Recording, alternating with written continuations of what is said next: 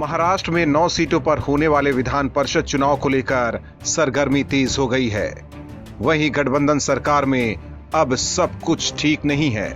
कांग्रेस और शिवसेना में मतभेद खुलकर सामने आ गए हैं। कांग्रेस ने 2 सीटों पर चुनाव लड़ने की घोषणा कर उद्धव ठाकरे के निर्विरोध चुने जाने में अड़ंगा डाल दिया है। प्रदेश कांग्रेस अध्यक्ष बाला साहेब थोराट ने साफ कर दिया है कि कांग्रेस 1 सीट पर राजी नहीं है। यदि महाविकास अघाड़ी की ओर से 6 उम्मीदवार मैदान में उतारे जाते हैं तो चुनाव तय है, क्योंकि विपक्षी दल बीजेपी 4 सीट पर अडिग है। ऐसे में छोटे दलों और निर्दलियों का भाव बढ़ जाएगा और चुनावी महामुकाबला कांटे का हो जाएगा।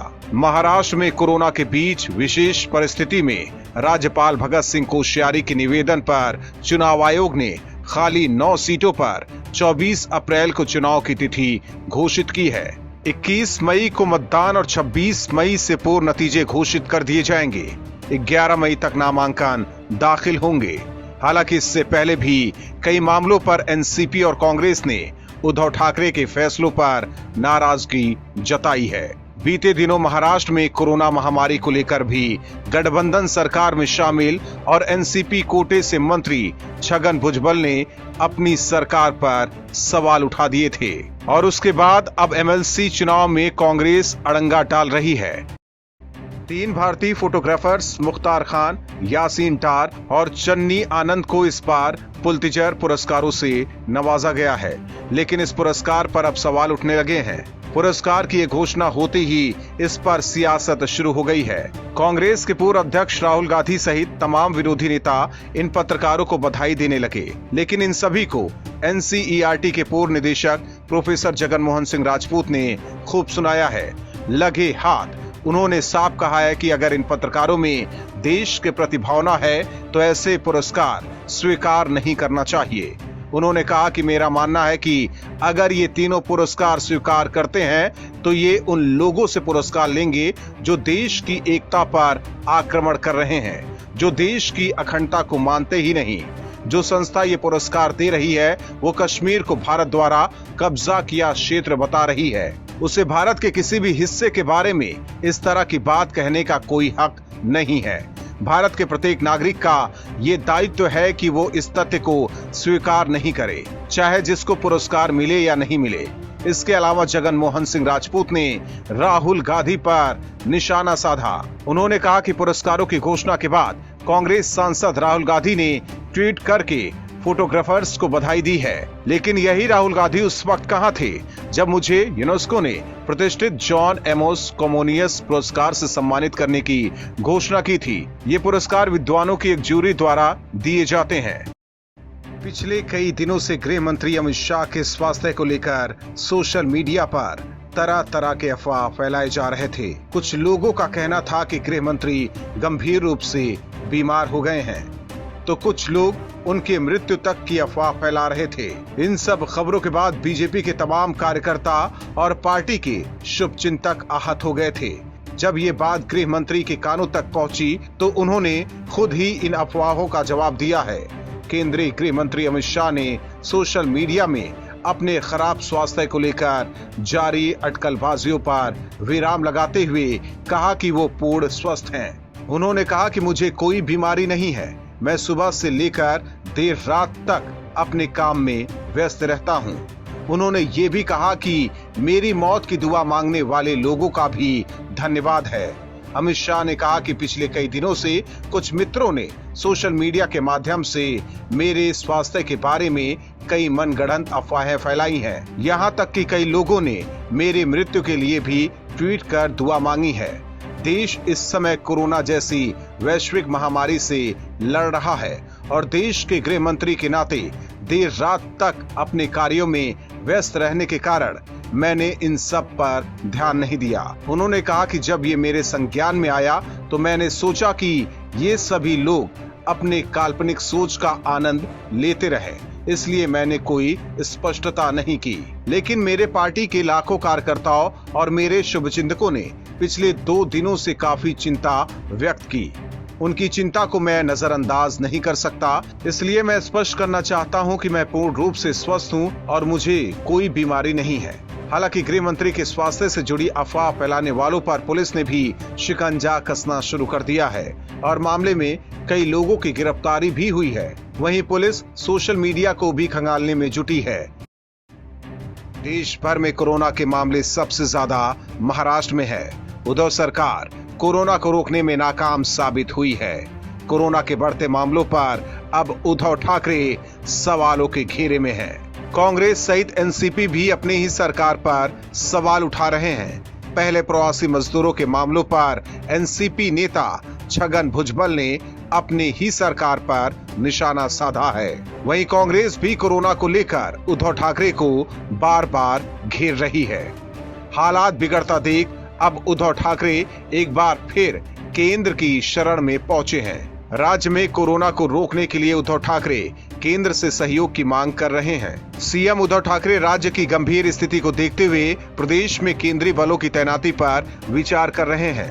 उद्धव ठाकरे ने ऐसे संकेत दिए हैं कि वो प्रदेश में केंद्रीय बलों की तैनाती की भी मांग कर सकते हैं ताकि पुलिस कर्मियों को आराम करने की अनुमति दी जा सके। उन्होंने बताया कि इस योजना के तहत पुलिस कर्मियों को कई चरणों में आराम करने की अनुमति दी जाएगी। कोरोना महामारी की कड़ी तोड़ने के लिए लागू लॉकडाउन के दौरान पुलिस कर्मियों पर काम का अतिरिक्त भार है। ऐसे में उन्हें राहत देने के लिए प्रदेश सरकार ने केंद्रीय बलों की मदद लेने की ओर संकेत किया है। आपको बता दें कि शुक्रवार को सामने आए 1089 नए मामलों के साथ प्रदेश में कुल मरीजों की संख्या 19,063 हो गई। ऐसे में उद्धव ठाकरे के सामने राज्य को बचाना एक चुनौती साबित हो रही है। राज्य में कोरोना की ऐसी स्थिति के बाद उद्धव ठाकरे बैकफुट पर हैं। बीते दिनों उद्धव ठाकरे इस बात को खारिज कर रहे थे कि वो महाराष्ट्र में सेना की तैनाती चाहते हैं, लेकिन दिनों दिन बढ़ते कोरोना के मामलों के बाद अब उद्धव ठाकरे केंद्रीय बलों की मदद की मांग करने लगे हैं। देश भर में कोरोना वायरस के बीच कांग्रेस में राजनीतिक उठापटक शुरू हो गई है। पहले मध्य प्रदेश में सिंधिया बीजेपी में शामिल हुए और उसके बाद ऐसी खबर तैरने लगी कि कांग्रेस के वरिष्ठ नेता और वकील अभिषेक मनु सिंघवी बीजेपी में शामिल हो सकते हैं। इसके बाद तो मानो हड़कंप मच गया। कांग्रेस को डर सताने लगा कि कहीं फिर सिंधिया वाला खेल न हो जाए। मामले पर आनन फानन में सिंघवी को सफाई देनी पड़ी है। सिंघवी ने बीजेपी में शामिल होने की अटकलों को सिरे से खारिज कर दिया है। उन्होंने कहा कि ये केवल अटकलें हैं और इस पर ध्यान देने की जरूरत नहीं है। उन्होंने कहा कि मैंने और मेरी पार्टी ने इस बारे में अपना रुख स्पष्ट कर दिया है। हालांकि सच क्या है ये तो समय बताएगा, लेकिन सिंघवी के बयान से ये मामला अभी दब गया है। वहीं कांग्रेस में जैसी हालिया स्थिति है इसके मुताबिक कुछ भी हो सकता है। कांग्रेस के कई ऐसे नेता हैं जो आला कमान से नाराज चल रहे हैं और कभी भी पार्टी छोड़ सकते हैं।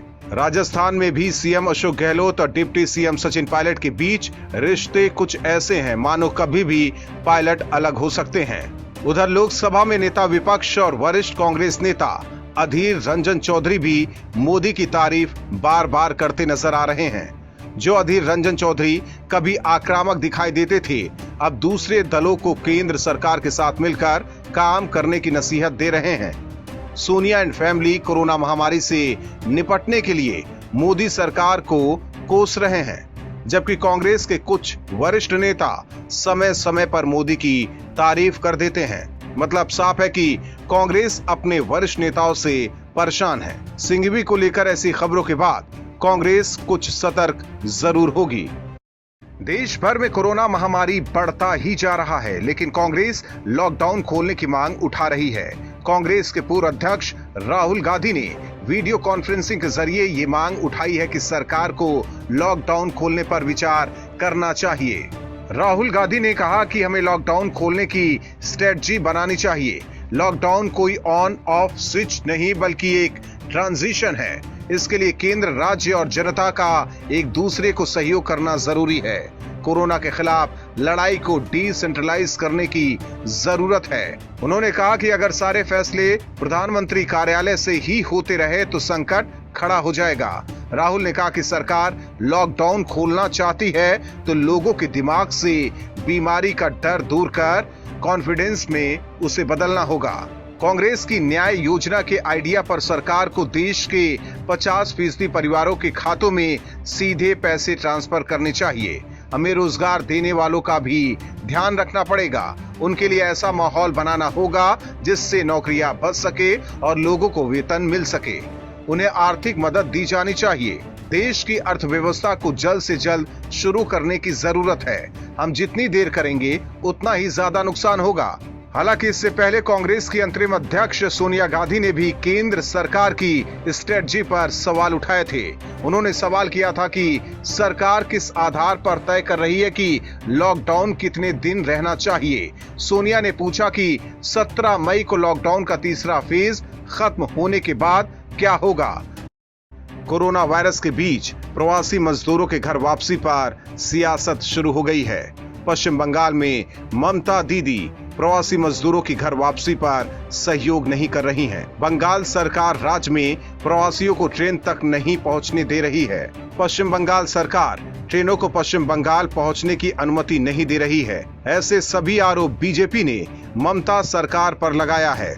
दरअसल प्रवासी मजदूरों को लेकर शनिवार को गृह मंत्री अमित शाह ने पश्चिम बंगाल की मुख्यमंत्री ममता बनर्जी को पत्र लिखा, जिसे लेकर अब सियासत गर्मा गई है। गृह मंत्री शाह ने शनिवार को मुख्यमंत्री ममता बनर्जी को लिखे पत्र में कहा कि प्रवासियों को घर पहुंचने में मदद करने के लिए राज्य सरकार का सहयोग नहीं मिल रहा है और मजदूरों के साथ ममता सरकार अन्याय कर रही है। ये उनके लिए और दिक्कतें खड़ी करेगा। मामले पर तृणमूल कांग्रेस का कहना है कि शाह या तो आरोप साबित करें या फिर माफी मांगे।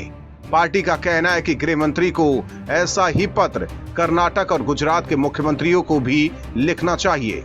वहीं कांग्रेस भी मैदान में उतर गई है। लोकसभा में नेता प्रतिपक्ष और कांग्रेस नेता अधीर रंजन चौधरी ने कहा कि मैंने एक दिन पहले गृह मंत्री से बात की थी।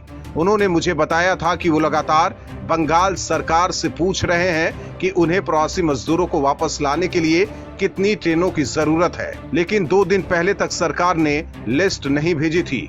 उन्होंने कहा कि मुझे आज पता चला कि राज्य सरकार ने 8 ट्रेनें मांगी हैं। मैं राज्य सरकार और अमित शाह जी से अपील करता हूं कि वो फंसे हुए मजदूरों को वापस लाने के लिए साथ मिलकर हर संभव प्रयास करें। Bureau report, OMH news. और भी वीडियोस देखने के लिए चैनल को सब्सक्राइब करें और बेल आइकन को दबाएं।